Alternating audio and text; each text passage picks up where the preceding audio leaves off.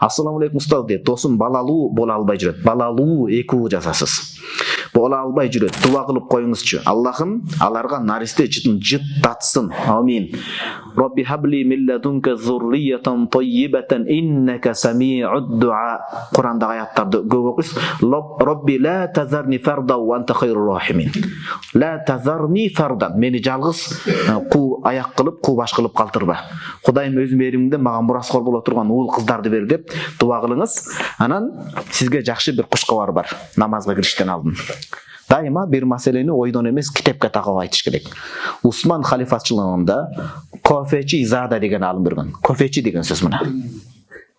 Зада деген алым Рисалатун фи ахкам никах. Нике маселесиндеги чакан чыгарма деген китепте былтыр алдык китеп көргөзмөстөн. Ханафи алым Усман халифачылыгында Шейхул Ислам болгон айтат, ким боюна бүткөндөн кийин алгачкы 40 күнгө чейин алгачкы учурунда билип, ошону эркек болуусун кааласа, ушул тажрыйбадан өткөн амалды кылсын.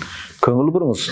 Калыстар бидачы болуп, фокусник болуп кетиптир, кызды балага айлантып дебесин.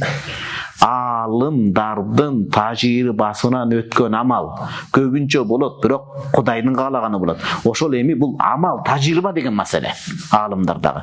40 күн болгонго чейин колуна коюп, Аллахым ушул эркек бала, ушул баланын атын мен Мухаммад деп койдум, эркек бала кыла көр десе, көп учурда иншалла Кудайдын каалоосу менен болуш ыктымалы бар деп айтышат.